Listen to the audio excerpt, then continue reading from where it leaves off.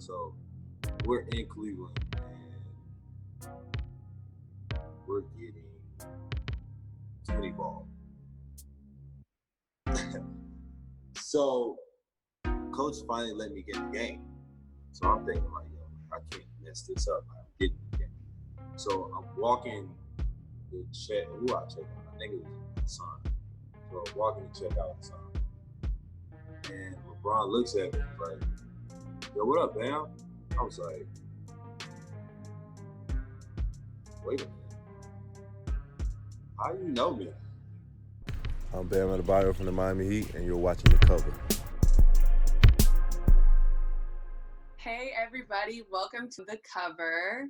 I'm very excited. Today we have a special guest, one of my dearest friends, Miami Heat star, Bam Adebayo. Bam, thank you for joining us today. What's up, people? I'm doing this interview because Kaz is one of my good, dearest friends.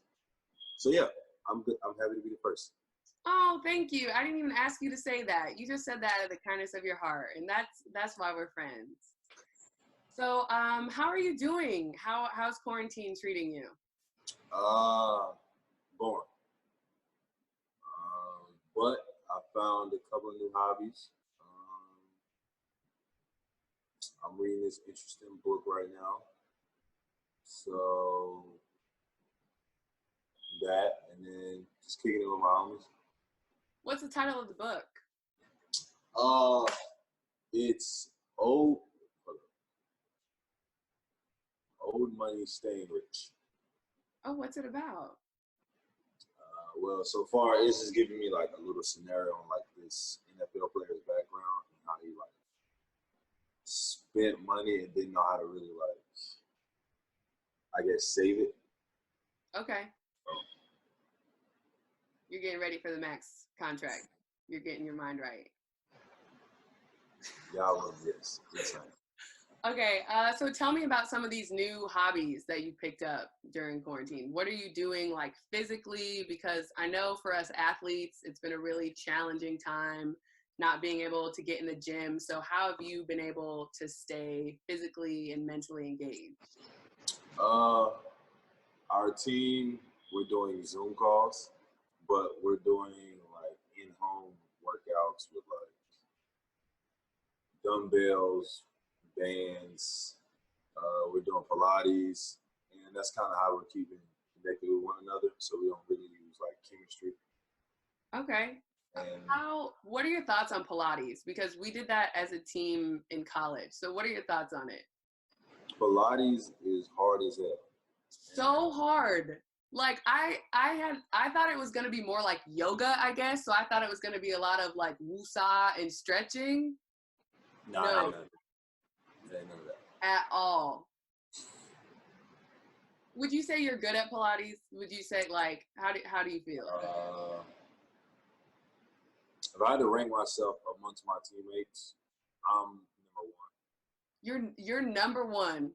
Yeah, I'm of all your teammates. Do you think your teammates would agree with that ranking, or is that like undisputed? You're number one.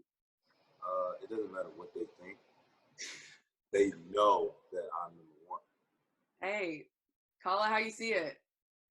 Exactly. I like it. I like it. So speaking of your teammates, coming out of quarantine, NBA is back. Finally, we got some new knowledge in the past couple of weeks. So I just wanted to get your take on, the 22 team format, one location in Orlando. What are your thoughts on the format in general and just getting back to basketball? Well, I'm glad they came up for a format for us to hoop. It's just a lot of us have families and kids, and so it's kind of confusing. It's kind of hard to dictate whether like you want to leave your family, right, in a bubble, right. Like, only one person can go, or if anybody can go. So it's kind of hard for like dudes who have like wives, kids. Some of them probably single parents. So I feel like that's gonna be difficult to be away from your kids for 3 months. Absolutely. But at the end of the day, I'm glad we are going to hoop because everybody wants to finish the season. Right, of course. They just need to figure out the family situation. Right, of course. And you mentioned how different it's going to be as far as people being away from family or just like, I know they talked about played around with the idea of like selective friends and family or whatever, being able to also quarantine and maybe attend games. But how different is that going to be atmosphere wise? I mean, you guys are used to playing in front of thousands of fans. So how is the atmosphere and lack of noise, lack of fans going to change the game? It's going to feel like we're playing serious pickup. We're going to be in a scrimmage. So I feel like once dudes get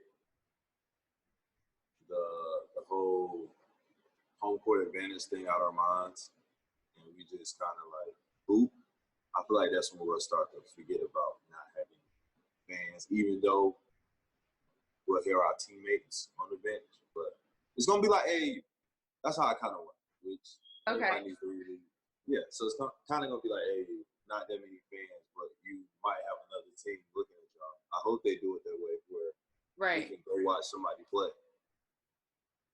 Yeah, I think it's definitely going to be interesting. I mean, when I was overseas, we actually got to the point of the season when we were playing without fans. And like you said, it was like an intense scrimmage. And I mean, my games they were nothing comparable to an NBA game by any means.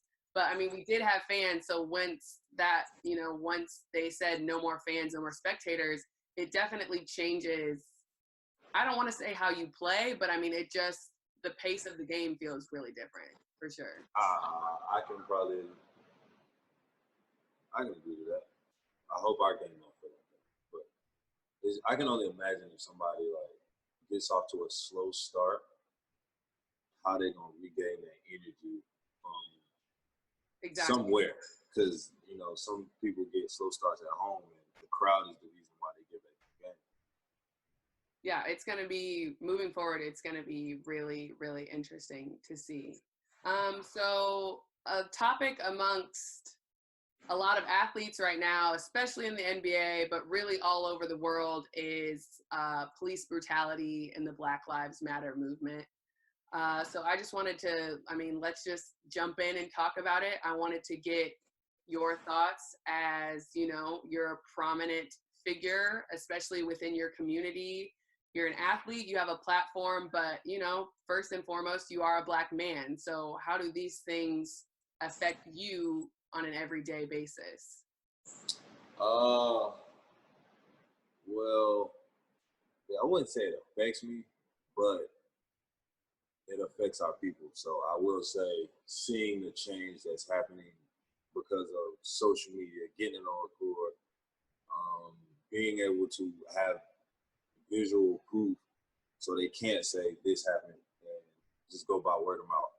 So just being able to see like the change in so many people being able to connect because of social media.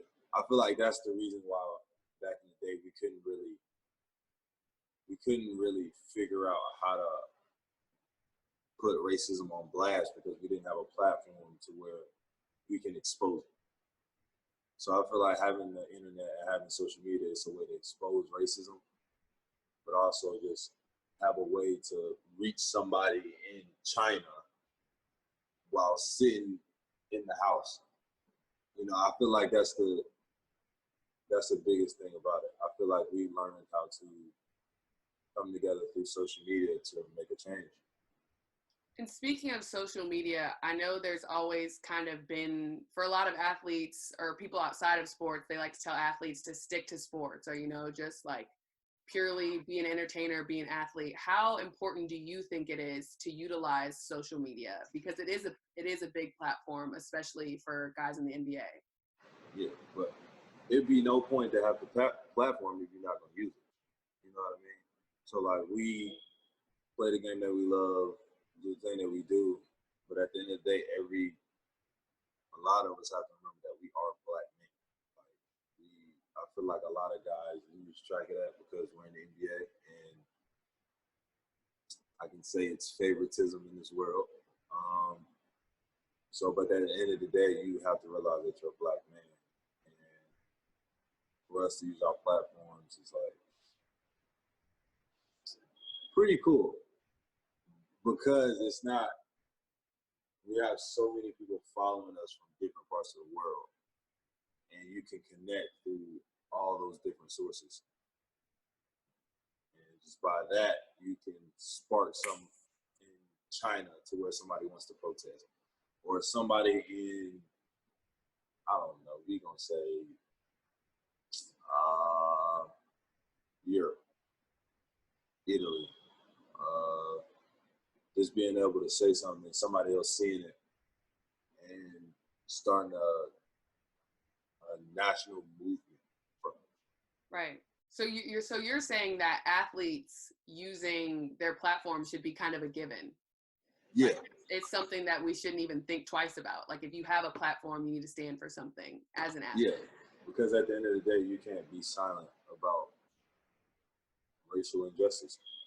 I feel like a lot of years we've been ignoring it, and we haven't had enough, like I said, people to really move the needle. So as athletes, I feel like it's our right to preach about equality, preach that, you know, you aren't born racist, you're taught that. Right. And I mean, it's just the platform has so much, and all of us are from different places, so we touch different parts of the world, but all 450 of us probably touch the majority of the nation. I agree completely. And I think the NBA has always been one of the more progressive leagues as in terms of like speaking out against racial injustice and police brutality specifically. So has your team, has Miami, like, have you guys talked about it? Did you guys do a Zoom call? Did they put out a statement? What has your organization done? We put out a statement, but before we even put out the statement, one thing I like about our coach, he texted me personally and was asking, like, how am I going through, like, this problem and protest and how are you handling it? So I appreciate him for that. And then we had a Zoom call to actually talk about how they can help. So they put out a platform, and it kind of takes some time, but it's cool that you have a staff and organization behind you to preach equality and just to preach about being equal, and nobody should be judged by the color of their skin. Right. And I think it's kind of getting to a time where we're realizing not all organizations have that. Not all companies have that. Not all teams have that. So to be a part of an organization that is really adamant about speaking out, using their platform, I think that's definitely something special. And so a former teammate of yours is known about speaking out for a couple of different causes, actually. Dwyane Wade. He was, he did a little some in Miami. So you actually got to be a part of his final season. So I just want to kind of talk about that experience. I know you and him have your own special relationship. So can you just talk to me about being a part of his final season and kind of what that looked like for you? His final season was like, my experience being a second-year player, I'm not gonna lie, even though we was losing, I found it pretty awesome and amazing to see how many people like love Dwyane Wade. Like going into games, in away games, and you see all these people were like yelling D Wade and MVP, MP3, and the love he got from like community and just the world for real. It was just like this. Just looking at it, it's a whole different ballgame because the basketball changed his whole life. Like from where he's from to now, it's two different D-Wades. And was a pretty dope experience. Not gonna lie. For sure. Do you, what sort of advice, or, I mean, I know he was one of your like veteran players on the team. Did he give you any like specific advice, or just kind of overall, like as a younger player in the league? No, I used to always want to beat D-Wade up. Beat him up? Yeah. Not really beat him up. It was so D-Wade was trying to give you advice. You weren't trying to hear it. You were like, let's just throw hands. Is that? Nah. I have a hard time believing that. I have a hard time believing that. One thing I will say about D-Wade, he never pulled the rookie dudes. I never had to do a lot of rookie. All I had to do was really just pass out towels for it. Okay. And even that got tedious, but some advice D-Wade has taught. Let's see, it's Trey Wade.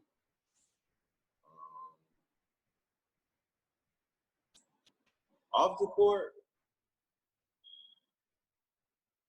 I would have to say he did tell me, this game doesn't define you. So you're not basketball. Like, you're your own person, and you can do whatever you want, say whatever you want, how you want to say it. So that's the thing that probably stuck with me off the court. On the court was patience. So yeah, those two things. Okay, and I think he's definitely someone who kind of embodies like being bigger than basketball, as far as like now, especially in retirement, we get to see D-Wade, like the business. Oh, man, he living it up. He dying his hair. Do you see Dennis Rodman like gave him a shout out on his pic on IG? Like, it's D-Wade. It's D-Wade though. Like he can really do whatever. His hair's pink. Hey, it's D-Wade though, and I think that's my point. That's my point. Basketball didn't define him. We really. And now we're really stepped away from basketball. We really get to see who. Yeah, we get to see more of like D-Wade the activist, and D-Wade the father, D-Wade the businessman, D-Wade the the dunk contest judge, which probably wasn't his strongest. That probably wasn't his strongest role, according to Twitter. Listen. Just go ahead and put it out there. We did not cheat for Derek. Just let you know, we didn't cheat for Derek. Hey, Derek won fair and square. I understand. So we're not gonna keep showing the non-meme of D-Wade. It's pretty funny though. Listen, I'm all for teammate loyalty. You don't gotta explain nothing to me. You ain't gotta explain nothing to me. All right, I get it. But speaking of All-Star Weekend, you were a part of your first All-Star Weekend this year in Chicago, and you left with a little hardware, our Skills Challenge champ. So if you could please tell me a little bit more about your first All-Star experience, what it was like to just be in the city, be around those guys, and, get to compete and have fun. I'll start off by saying I did not expect All-Star Weekend to be that busy. To be that busy? Chicago, yeah, I was busy.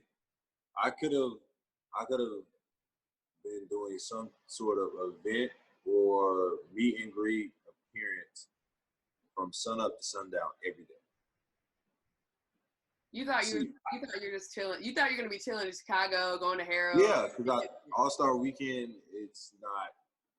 People think we just go and show up, hoop, and have fun. Like, we have a lot of background appearances that we have to do.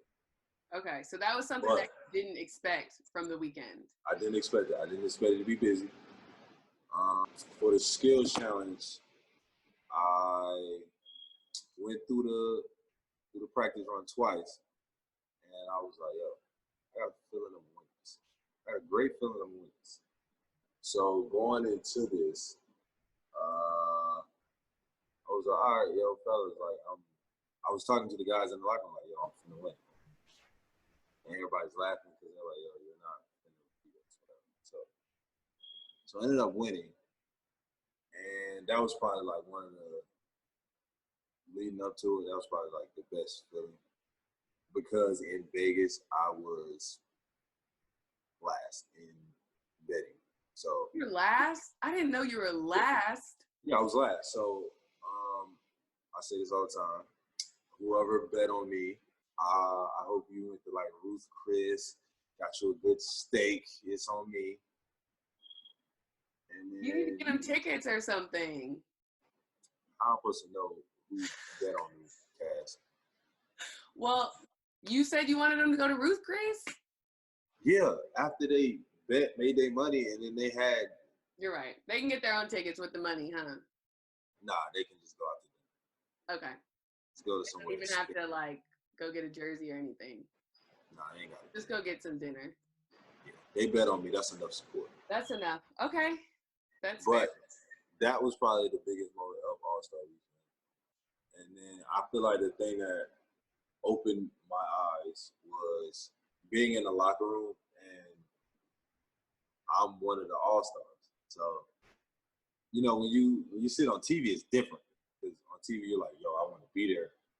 But to actually be there in the middle of All-Star, like, talking to, like, dudes that are potentially going to be in the Hall of Fame, got championships, and listen to everybody's stories and how the season is and what they're going through in their organization or on their side of the town. It's different, but it was just one of those things where it gave me a lot of confidence going into the second half of the season, just because I was in the room with like Hall of Famers, and I'm considered an all-star.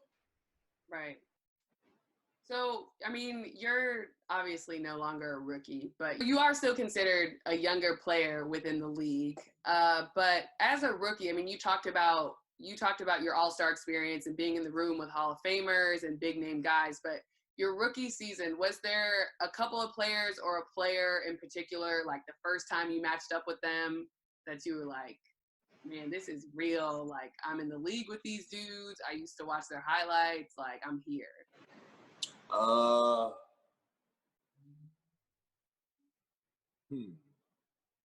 would be D-Wade. Really? Yeah, because D-Wade got traded back to Miami in the middle of my rookie season. Okay.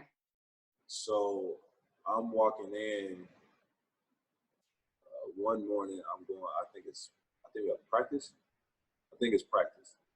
So I'm walking in the arena, and D-Wade's just sitting in his locker room. Nobody else is in the locker room but me and D-Wade. So how do I approach Dwyane Wade? You know, because I never met him. That's the question. So how did you approach Dwyane Wade? What up, D-Wade? So that's kind of how I approached him. What up, D-Wade? And then, but like deep down, you were kind of like, this is D-Wade. Yeah, this is shit. This is D-Wade. Like, and then, you know, everybody's got their history of when you have vets, they're assholes, or they got their own dilemmas. They ain't really worried about the rooks unless we have to do rookie duty. But D-Wade came on the team and just was like he never left. Do you have anyone like that was not your teammate? LeBron, I would say that. LeBron, yeah. I mean, how could you not? Yeah, because my situation was different. And it was funny because D-Wade was on Cleveland. So we're in Cleveland, and we're getting 20 ball. So coach finally let me get in the game. So I'm thinking like, yo, I can't mess this up. I'm getting in the game. So I'm walking to check. Who I check out? I think it was Hassan. So I'm walking to check out Hassan. And LeBron looks at me and was like, yo, what up, Bam? I was like, wait a minute. How do you know me? He called you by your first name, like as a rookie. Yeah. Checked in. He's like, "What's good, Bam?" Yeah, he was like, "What's good, Bam?" So I'm looking at him like, how like you got other things to worry about then rookie Bam. And he starts running off like my stats, like what I do in the game, like in the middle of the game. So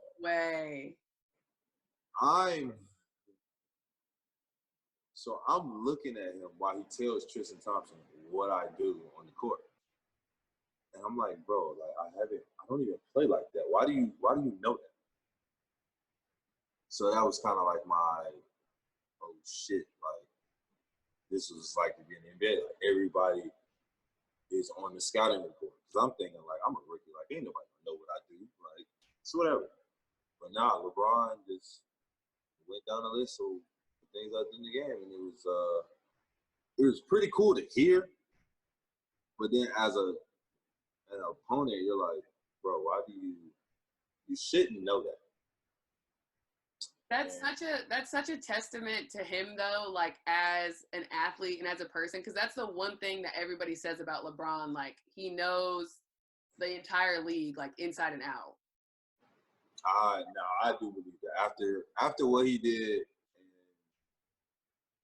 first of all, we lost. And that was the first time he got thrown out of the game, which is also pretty cool because I was in the game when he got thrown out. What a moment. Yeah, you know.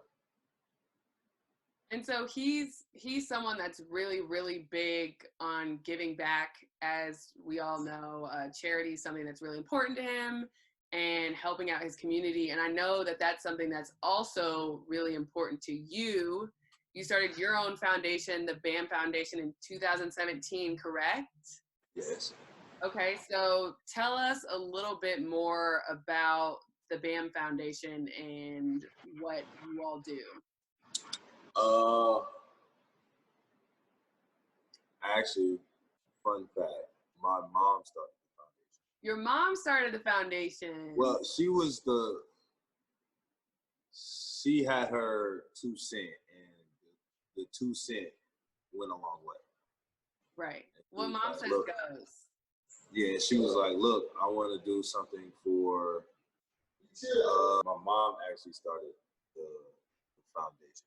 And she wanted, her big thing was like, look, just make sure whatever you do anything, you make sure some part of your foundation is about single parents. And when I thought about it, I was like, and I really started thinking about it. A lot of dudes in my circle have single parents or come from a single parent home. And so it started with that. And then we do this thing called racking. And racking is random acts of kindness. So we might go in a restaurant one day and it'd be like, say like a little A's, and we'll pay for their food. And so little stuff like that. We do Christmas giveaways, turkey drives. What else? We give like certain communities that don't have enough or fighting to like fun sports. We'll do like buy all the kids on the football team cleats or basketballs. It just depends on who needs help. And that's what my foundation is really built on, helping somebody else. And why is that something that's so important to you?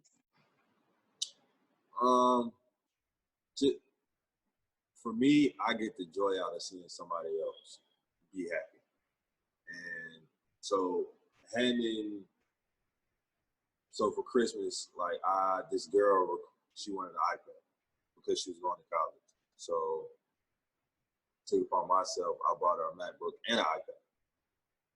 And to see the joy and the happiness, first of all, she was crying. So just to see all that joy and happiness, just because she got a MacBook, but she needed it in college, and she couldn't afford it.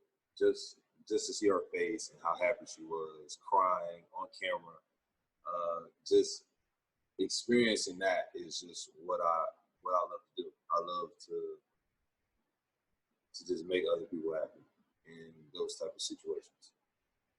Within your foundation too, and this is something I like know about you because I know you personally, but you're so hands-on with everything that goes on. And I feel like sometimes guys will have a camp or a toy drive or whatever the case may be, you know, put their name on it, take some pictures, and then like skate after 20 or 30 minutes. But if the Bam Foundation is having a camp from 3 to 6, like Bam Adebayo I'm there. Be there from 3 to 6. Because I don't think if you just show up and take pictures and leave, I don't think they get the whole grasp of the camp. Like, my camp is to get you better and also teach you life situations, but I'm going to be telling you. So it's different for me, like, taking pictures and leaving and you ain't getting nothing out of the basketball. Like, exactly. I'm going to be hands-on. I want to tell you my story and how I grew up, what I grew up in, and then just try to teach you the ins and outs of good and bad, because some kids get led wrong. You know, some kids will follow them. Definitely. To think that one day I could say something to a kid and it could change his life is why I'm hands-on. For sure. I want to pivot a little bit and talk about your time at Kentucky. That's where you and I became friends. So that is definitely a connection that we have. So I want to talk a little bit about your time there, why you chose Kentucky, because obviously, I mean, we know that it's Kentucky, but you are a North Carolina native. So you have some pretty decent basketball schools right in your home state. So why Kentucky? I chose Kentucky because I felt like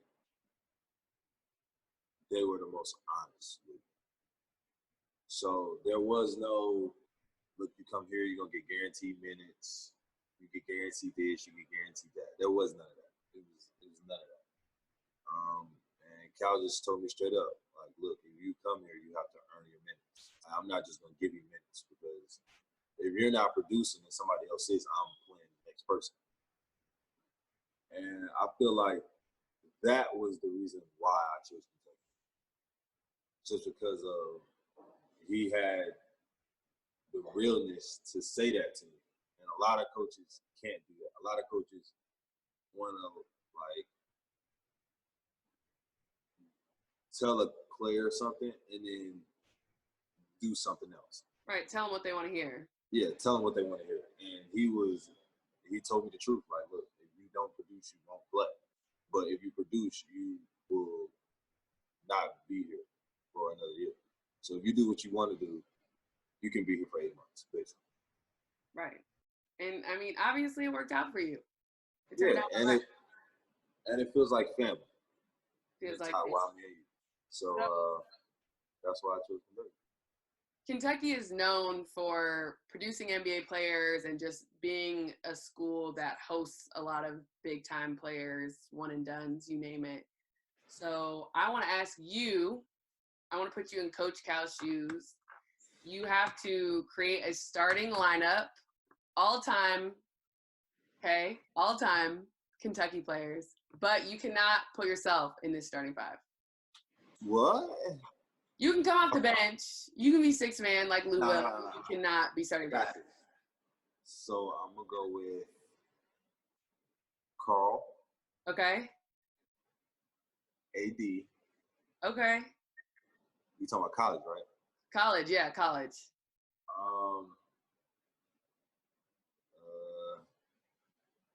Jamal. John Wall. Of course. And Fox. And my sixth man would be D-Book. Okay, you're not even gonna. Okay, yeah. That's cool. That's cool. That's a pretty solid squad. I will give you that. That's super solid. That is real solid. Who's gonna play the point? What you mean? You have John Wall and De'Aaron. They can both play point. They can both play point. Yeah. First of all, nobody's gonna press us. Let's be serious. Let's be serious. So in the open court, I'm straight. We just go. And then we can throw it in the post to Carl or AD. And then we got a shooter running off screens, Jamal Murray. I'll take it. Hey, you're not gonna get any backlash from me. That's solid. See, this is why we friends. Because I don't get backlash from you. Take it easy. Relax. So, I mean, I think that's all we got right now. We ended it on a lighter note, on a more fun note. But I just want to say thank you for taking the time to speak with me today. You know, we always keep in touch anyway, but it's nice to sit down and kind of let other people have a look into our conversation. So I appreciate you taking time out of your quarantine, and I wish you the best of luck in this new crazy playoff postseason situation. Appreciate it, man. That's all I can say.